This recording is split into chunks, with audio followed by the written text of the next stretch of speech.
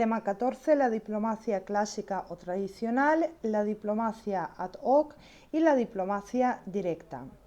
Apartado 1, los órganos de las relaciones internacionales, ideas generales. Los sujetos de derecho internacional solo pueden relacionarse entre sí mediante los órganos de las relaciones internacionales, es decir, mediante las personas o conjunto de personas que obran en nombre del sujeto al que representan. La distinción básica entre los órganos estatales de las relaciones internacionales es entre a. Los órganos de la Administración Central del Estado son aquellos órganos creados por el ordenamiento interno para el ejercicio de competencias en el ámbito interno del Estado, pero que además también tienen atribuidas competencias en el ámbito de las relaciones internacionales. Este es el caso del jefe del Estado, el jefe del Gobierno o el ministro de Asuntos Exteriores. Y B, los órganos de la Administración Exterior, que son aquellos órganos del Estado creados directamente para el ejercicio de competencias en el ámbito de las relaciones internacionales. Podemos distinguir entre los órganos externos permanentes, que constituyen la diplomacia clásica, formada por las misiones diplomáticas, las representaciones ante organizaciones internacionales y las oficinas consulares. Y por otra parte, los órganos externos temporales, también llamadas diplomacia ad hoc.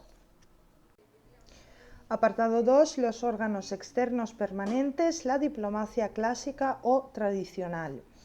Letra A. Las representaciones diplomáticas ante otros estados. La representación o misión diplomática es el órgano que representa permanentemente al Estado acreditante frente al Estado ante el que está acreditado, compuesto por un conjunto de personas dirigidas por un jefe de misión acreditado y que está encargado de funciones diplomáticas.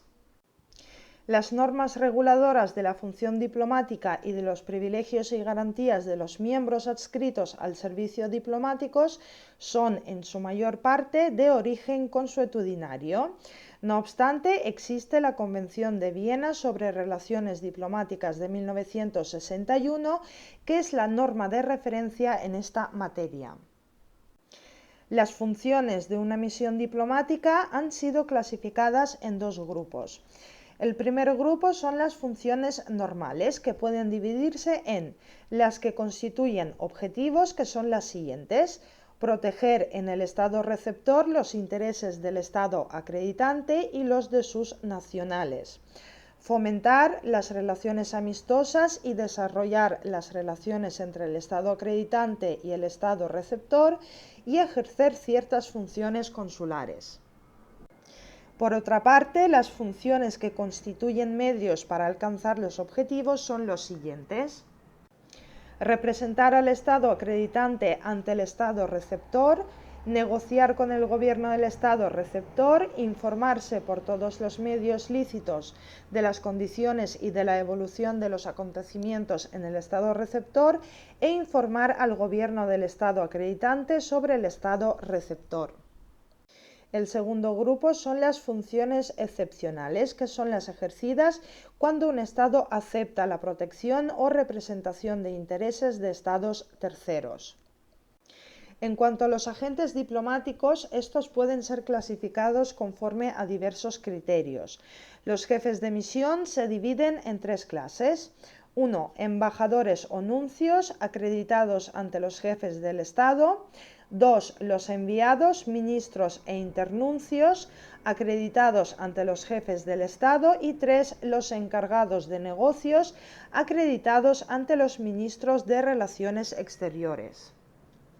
Conforme al artículo 2 de la Convención de Viena de 1961, el inicio de relaciones diplomáticas entre Estados y el envío de misiones diplomáticas permanentes se efectúa por el consentimiento mutuo. Así, aunque el Estado tiene reconocido el derecho de delegación activa y pasiva, este derecho no puede ejercerlo sin el consentimiento del Estado ante el que desea acreditarse. Desde el momento que se inicia la misión diplomática, empiezan a aplicarse las disposiciones del Convenio de Viena. El fin de la misión diplomática se puede producir por diversos motivos. El motivo más grave es el de la ruptura de relaciones diplomáticas. Es un acto discrecional del Estado que se produce a través de una decisión unilateral de cerrar la misión diplomática, imponiendo de esta forma la misma decisión al otro Estado en virtud del principio de reciprocidad. Pueden existir otros motivos por los que se ponga término a una misión diplomática, como por ejemplo el bajo nivel de relaciones con el Estado receptor. Una situación especial se produce cuando el cierre se produce colectivamente como consecuencia de la decisión del Consejo de Seguridad de las Naciones Unidas. En caso de terminación de una misión diplomática, el Estado receptor estará obligado a respetar y a proteger los locales de la misión, así como sus bienes y archivos, y el Estado acreditante podrá confiar la custodia de los locales de la misión y la protección de sus intereses a un tercer Estado aceptable para el Estado receptor. Debe distinguirse entre el inicio y fin de la misión diplomática y el inicio y fin de las funciones de cada uno de los miembros de la misión. La misión diplomática se compone de un jefe y de funcionarios diplomáticos de diverso rango. El nombramiento de un jefe de misión diplomática corresponde al jefe del Estado acreditante y éste deberá asegurarse de que la persona que se proponga acreditar ha obtenido el asentimiento del Estado receptor. Es lo que se conoce por el placet que el Estado receptor dará o negará libremente. El nombramiento se acredita ante el Estado receptor por medio de las cartas credenciales en el caso de embajadores y ministros o de cartas de gabinete cuando se trate de encargados de negocios. El inicio de las funciones del jefe de la misión diplomática va marcado por la presentación de las cartas credenciales. Las funciones de un miembro de la misión diplomática pueden terminar por diversas causas, porque el Estado acreditante llame al agente por distintos motivos o por ser declarado persona non grata el agente. Respecto de los privilegios e inmunidades diplomáticas, el ejercicio de las funciones diplomáticas requiere una serie de garantías que suponen una condición jurídica especial para la gente respecto a los extranjeros que residen en el territorio del Estado receptor. La finalidad de dichos privilegios e inmunidades es asegurar el cumplimiento eficaz de las funciones de las misiones diplomáticas en tanto que representantes del Estado. Por tanto, no los tiene el agente diplomático a título personal, sino que son un derecho del Estado acreditante y los agentes no pueden renunciar a los mismos. La Convención de Viena equipara el personal administrativo y técnico de la misión al personal diplomático. Para gozar de los privilegios e inmunidades se requiere no ser nacional del Estado receptor ni tener su residencia permanente en él. Ciertos privilegios e inmunidades se extienden a los miembros de la familia del diplomático que formen parte de su casa y no sean nacionales del Estado receptor y a los miembros del personal de servicio que tampoco sean nacionales del Estado receptor. Letra B. Las representaciones ante organizaciones internacionales. Las organizaciones internacionales tienen subjetividad internacional y en consecuencia tienen el derecho de delegación pasiva y activa. Los Estados miembros de una organización internacional establecen ante la misma misiones permanentes y los Estados no miembros pueden acreditar misiones permanentes de observaciones. Existen diferencias fundamentales entre estas y las misiones diplomáticas. La principal es que mientras en las relaciones diplomáticas entre Estados intervienen dos sujetos, el Estado acreditante y el receptor, en las relaciones entre las organizaciones y los Estados que establecen misiones permanentes se crea una relación triangular. 1. Entre la organización y el Estado que envía la misión. 2. Entre la organización y el Estado huésped o de sede. Y 3. Entre el Estado que envía y el Estado huésped. El estatuto jurídico de las misiones permanentes y de observación está regido por la Convención de Viena de 1975 sobre la representación de los Estados en sus relaciones con las organizaciones internacionales. Según dicha convención, el establecimiento de una misión permanente es facultad de los Estados miembros de la organización siempre que las reglas de ésta lo permitan.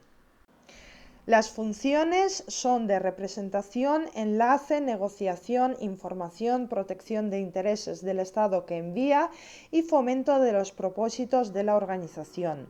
El nombramiento de los miembros de la misión es libre para el Estado que envía, bastando con que el Estado acreditante envíe las credenciales a la organización. Las misiones permanentes gozan de un estatuto privilegiado.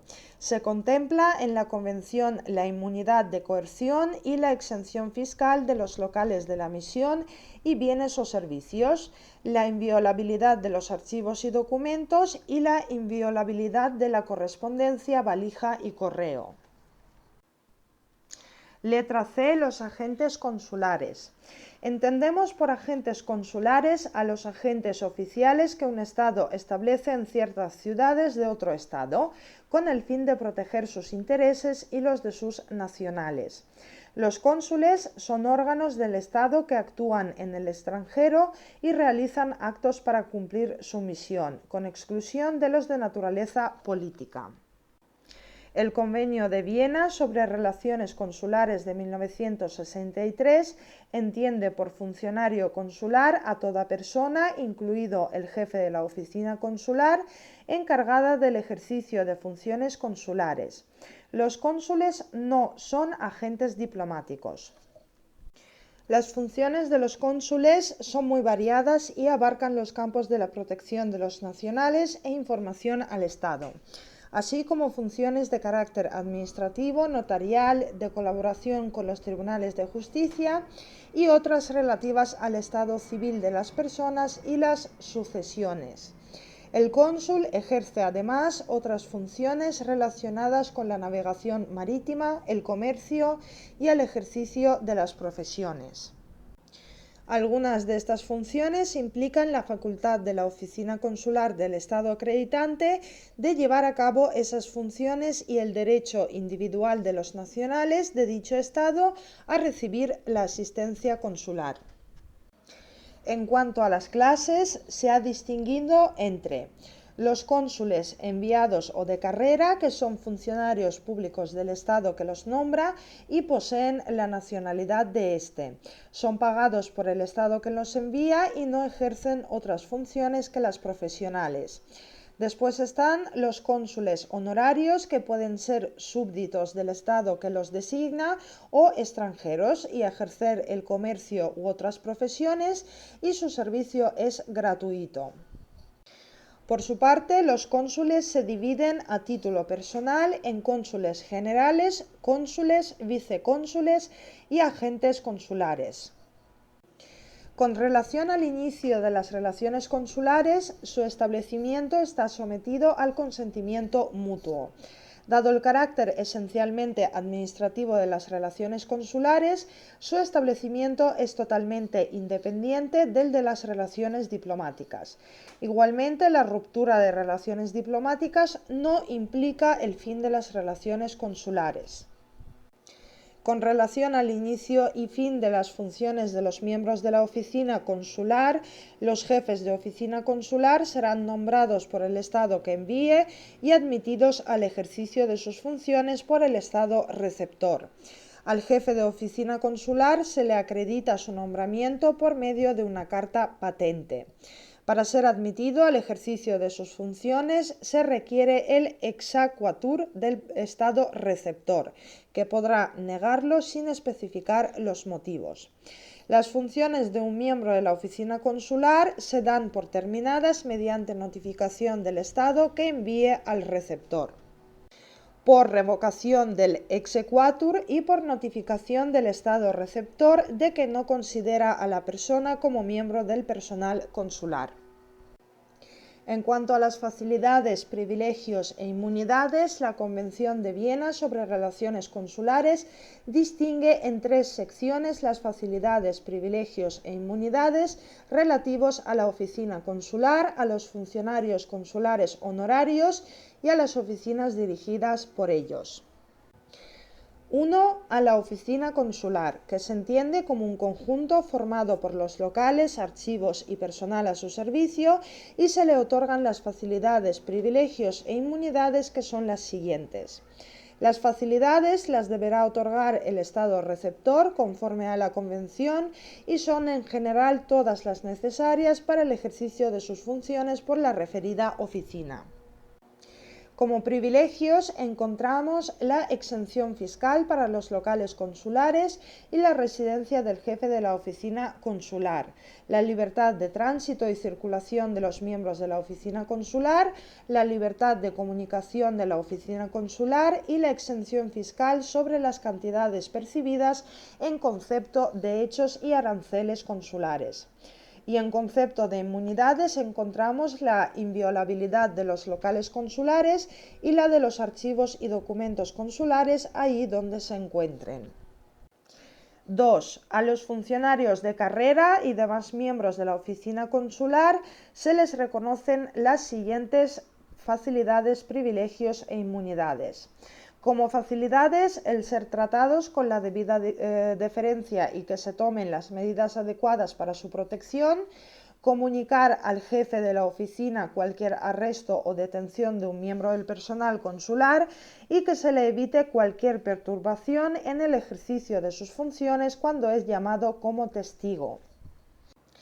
Como privilegios encontramos la exención de la inscripción en el registro de extranjeros y del permiso de residencia, la exención de la obligación de prestar testimonio por hechos relacionados con el ejercicio de las funciones, la exención de las obligaciones relativas a los permisos de trabajo y de las disposiciones sobre seguridad social y la exención fiscal de impuestos o gravámenes personales o reales.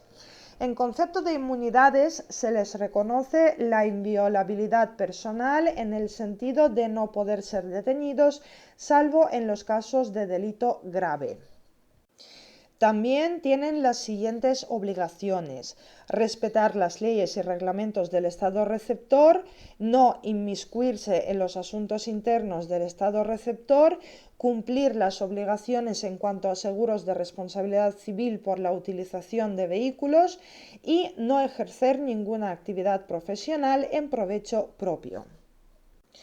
Y por último, 3. Los funcionarios honorarios y sus oficinas consulares tienen restringido los privilegios e inmunidades. Además de oficinas consulares, se podrán establecer agencias consulares dirigidas por agentes que no hayan sido designados como jefes de oficina consular. En estos casos, las condiciones de ejercicio de las funciones y los privilegios e inmunidades se determinarán de acuerdo entre el Estado que envía y el Estado receptor. Si las misiones diplomáticas ejercen además funciones consulares, se les aplicará también la Convención sobre las Relaciones Consulares. Apartado 3. Los órganos externos temporales, la diplomacia ad hoc, las misiones especiales. Esta forma de diplomacia ad hoc era la única forma de diplomacia existente antes del nacimiento de las representaciones diplomáticas permanentes.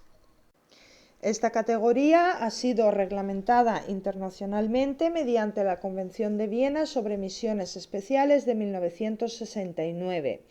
Dicha convención entiende por misión especial aquella que tenga carácter representativo del Estado, enviada por un Estado ante otro con el consentimiento de este último para tratar con él asuntos determinados o realizar ante él un cometido determinado.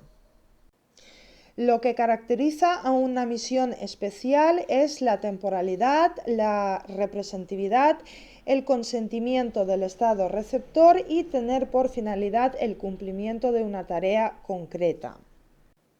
La designación de los miembros la hará libremente el Estado que envía, pero el Estado receptor podrá negarse a aceptar una misión o a cualquier miembro de la misión sin tener que explicar las razones. En cualquier momento, el Estado receptor podrá declarar persona non grata a cualquier miembro del personal diplomático. El inicio de la misión especial comenzará desde la entrada en contacto oficial con el Ministerio de Relaciones Exteriores u otro órgano del Estado receptor que se haya convenido. El fin de la misma se llevará a cabo por acuerdo entre los Estados interesados por realización del cometido o expiración del plazo convenido. La ruptura de relaciones diplomáticas o consulares entre ambos estados no entraña por sí misma el fin de las misiones especiales existentes. Los privilegios e inmunidades son los mismos que los otorgados y reconocidos a las misiones diplomáticas. Apartado 4. Los órganos centrales, la diplomacia directa.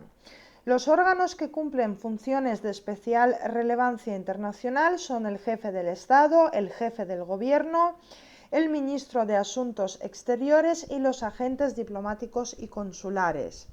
Tales órganos del sujeto internacional tienen origen y carácter internos, pero también ejercen funciones internacionales. Corresponde al derecho interno determinar cuáles son los órganos y las personas que mediante una relación orgánica tienen la facultad de actuar en su nombre y cuáles son sus competencias respectivas. El derecho internacional también reconoce cuáles son los individuos y los grupos de ellos que tienen la condición de órganos de los sujetos internacionales y la facultad de hacer manifestaciones de voluntad que les sean imputables y regular su condición internacional. Letra A. Jefe del Estado y el jefe del Gobierno. El jefe del Estado es el órgano de superior categoría política y administrativa del Estado. Corresponde al derecho interno establecer el procedimiento para su designación y sus competencias. También establecerá las facultades concretas del jefe del Estado o del jefe del Gobierno en sus relaciones con otros estados. Las competencias del jefe de Estado en el plano internacional consisten en la alta dirección de la política exterior, la ratificación o la adhesión a los tratados, el poder de declarar la guerra y de concluir la paz, la facultad de enviar y recibir agentes diplomáticos y nombrar a los consulares. En general, corresponde al jefe del Estado la competencia de declarar la voluntad del Estado respecto de los otros estados. En los regímenes dualistas, la dirección y coordinación de la acción política del país son competencia del jefe de gobierno como superior jerárquico del Ministerio de Asuntos Exteriores. En el ordenamiento español se confiere al rey la más alta representación del Estado español en las relaciones internacionales. También le corresponde manifestar el consentimiento del Estado para obligarse internacionalmente por medio de tratados. Estas funciones son de representación, pues la función de dirección está atribuida al Gobierno. El derecho internacional también tiene en cuenta el jefe del Estado y el jefe del Gobierno. La Convención de Viena sobre el Derecho de los Tratados de 1969 incluye al jefe de Estado junto al jefe de Gobierno entre los órganos que, en virtud de sus funciones, se consideran que vinculan a sus estados en materia de tratados sin tener que presentar plenos poderes. Por otro lado, el Reglamento del Consejo de Seguridad de las Naciones Unidas establece que el jefe de gobierno de cada miembro del Consejo de Seguridad tendrá derecho a ocupar un asiento en el Consejo de Seguridad sin presentar credenciales. Cuando el jefe de Estado visita un Estado extranjero, goza de un estatus privilegiado, en virtud de la necesidad de otorgarle unos medios para ejercer de forma independiente sus funciones. Estos privilegios e inmunidades están contenidos exclusivamente en normas consuetudinarias que son las siguientes. Respecto a su inviolabilidad personal, está exento de cualquier medida coercitiva y además se le debe prestar protección material. La inmunidad de jurisdicción penal significa que no cabe arrestarlo ni citarlo siquiera ante un tribunal y no puede ser objeto de multas. La inmunidad de jurisdicción civil y otros privilegios, como por ejemplo la exoneración de impuestos personales y de los aduaneros. Los privilegios e inmunidades duran exclusivamente mientras el jefe de Estado o de Gobierno permanece en el cargo, de manera que un antiguo jefe de Estado o de Gobierno puede ser juzgado por los hechos realizados durante su mandato siempre que fueran crímenes contra la humanidad. Incluso ocupando el cargo de jefe del Estado o de Gobierno, existen determinados crímenes contra la humanidad ante los que no puede alegarse la inmunidad absoluta. Para evitar la completa impunidad de las personas que ocupan estos cargos, el Tribunal Internacional de Justicia establece 4 supuestos en los que la responsabilidad penal individual de estas personas podrá ser exigida por la realización de graves crímenes. Primero, estas personas no se benefician de ningún tipo de inmunidad de jurisdicción penal en su propio país. Segundo, no tiene tampoco ningún tipo de inmunidad si el Estado al que representan o han representado renuncia a la inmunidad. Tercero, cuando dejan de ocupar el cargo, dichas personas no se benefician de las inmunidades de jurisdicción. Y cuarto, estas personas podrán ser perseguidas penalmente ante determinadas jurisdicciones penales internacionales en la medida en que éstas sean competentes. Y terminamos el tema con la letra B, el ministro de Asuntos Exteriores. Sus funciones y el estatus están regulados tanto por normas de derecho interno como por normas de derecho internacional. El ministro de Asuntos Exteriores, bajo la dependencia del jefe del Estado o del Gobierno, dirige el Ministerio de Asuntos Exteriores. Corresponde al derecho interno la reglamentación de sus funciones y la organización del ministerio. Por lo que a España se refiere, la estructura básica y funciones del ministro de Asuntos Exteriores se encuentra regulada por el Real Decreto 342/2012. Estas funciones implican que corresponde al Ministerio de Asuntos Exteriores garantizar la unidad de acción exterior del Estado y ser intermediario entre el Estado español y los Estados extranjeros. El derecho internacional ha atribuido al ministro de Asuntos Exteriores la competencia para hacer declaraciones de voluntad en nombre del Estado en el campo de las relaciones exteriores. Haciendo referencia genérica a sus funciones, el Tribunal Internacional de Justicia ha resaltado que el ministro de Asuntos Exteriores es el que asegura la dirección de la acción diplomática de su gobierno y lo representa en las negociaciones internacionales y las reuniones intergubernamentales. Los embajadores y otros agentes diplomáticos ejercen sus funciones bajo su autoridad. Por último, cuando viaja por territorio extranjero, el ministro debe gozar de la inviolabilidad y la inmunidad penal y de policía. Por razones de cortesía se le concede la franquicia para sus equipajes y por extensión la inviolabilidad para su esposa e hijos menores y los miembros de su séquito oficial.